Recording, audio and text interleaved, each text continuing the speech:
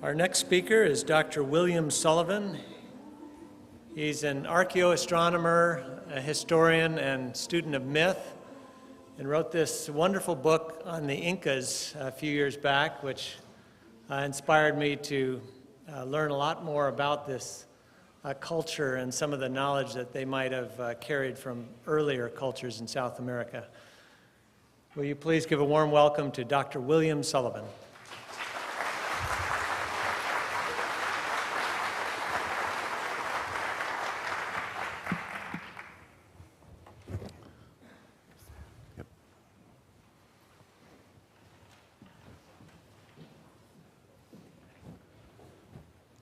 Well, I'd like to begin by thanking Walter and Deborah Cruttenden for making this event possible, and all the people on the staff who've worked so hard to put this together.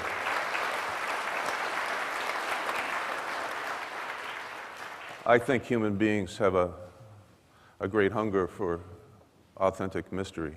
It's a kind of a food and it's a hunger that's rarely acknowledged and seldom fed. So it's a real pleasure to be here and be able to share some of the work that I've done on a mystery that I find bottomless, and I think that's in the nature of mystery. It's a paradox that the more you learn about something that is authentic, the more questions it raises, and the deeper your connection becomes. Mystery, true mystery, isn't ever answered. It deepens.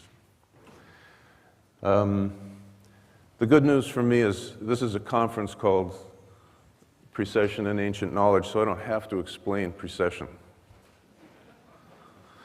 And in fact, if I did, I'd be a little bit like our friend over here who might jump to conclusions based on insufficient evidence or a misreading of what was actually going on.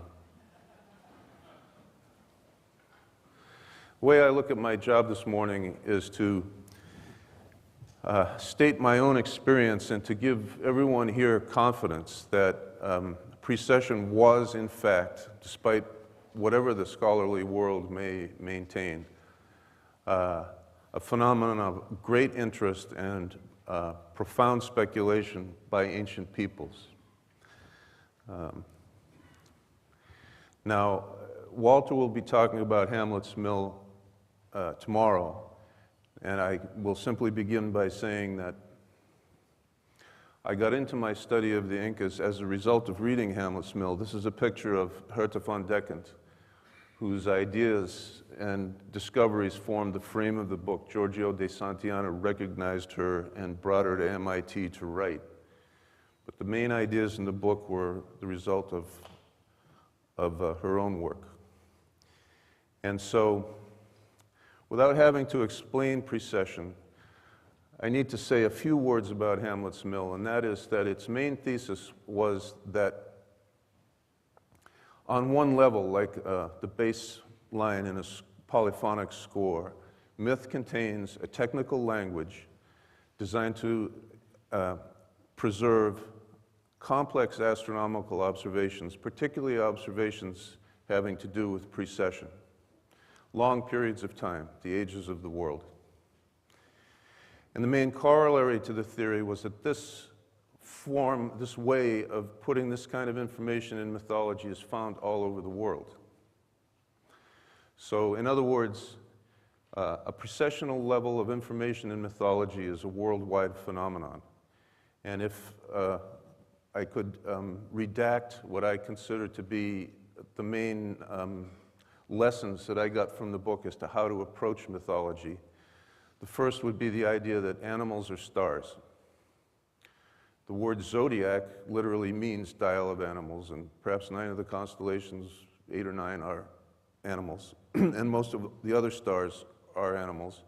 And it doesn't matter if you're following the Greco-Roman tradition or if you're in Native American tradition or any other tradition, animals are stars. This goes way back into the Paleolithic times when we were all hunters. And the second Second set of conventions that you find in world mythology to set the stage and create the context for speaking about astronomy is the idea that topographic references in myth are actually descriptions of locations on the celestial sphere, especially locations of the sun.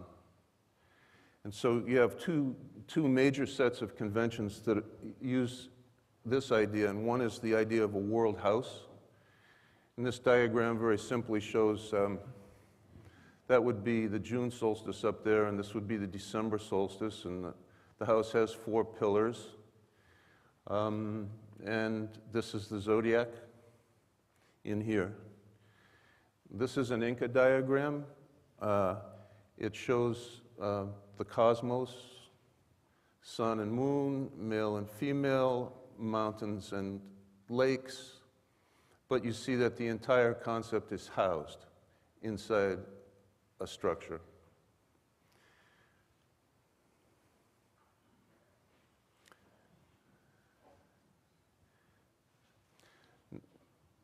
The second set of conventions, besides the architectural conventions, are to speak of the Earth.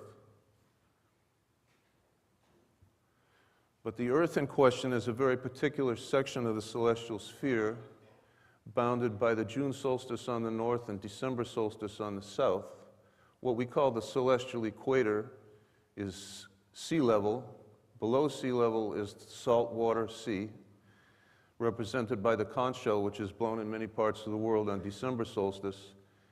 And its opposite is June solstice, which is represented by the idea of the highest mountain in the world. So you have the dry land, the saltwater ocean, the sweetwater ocean of the abyss, and this entire section between the northern and southern tropics is known as the Earth. Up here is the land of the gods, here is the underworld. That, in a nutshell, is some of the terminology that's used mythically to describe these complex astronomical observations. So what I want to do in this talk today, it falls logically into 2 pieces. One comes from the book that I wrote, where I investigated Andean mythology to try and understand for myself whether or not Hamlet's Mill really worked and really was a valid concept, because it seemed to me as a young man that if it were true what was being said in Hamlet's Mill, then we've left an enormous amount of information about some of the greatest mental accomplishments of the human race just lying on the table or gathering dust in dark library shelves under the title of myth, understood as sort of the poetic maunderings of the primitive mind. So the investigation into the Incas was my way of trying to confront the main thesis of the book, that any place you find a high culture, and the Incas certainly qualified as that, you're going to find in their mythology a technical language describing precessional events. And the topic of this talk today is actually the result of also of a rather wistful comment I made to Robert Bauval in Virginia Beach back in 1996, after they gave a really interesting presentation about the pyramids in Egypt. And I said to him, you know, I got to tell you, I'm almost envious, because as far as we know, there's nothing on the ground in Peru that is even remotely like the pyramids in Egypt. And it's much easier for you to prove that the mythological material in the pyramids texts really was what they were thinking, because you have these amazing artifacts on the ground.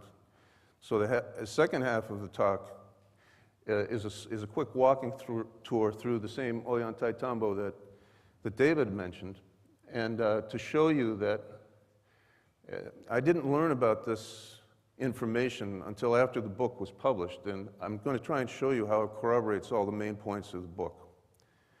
So now, without any further ado, I would like to begin by telling you a story, by telling you an Andean myth.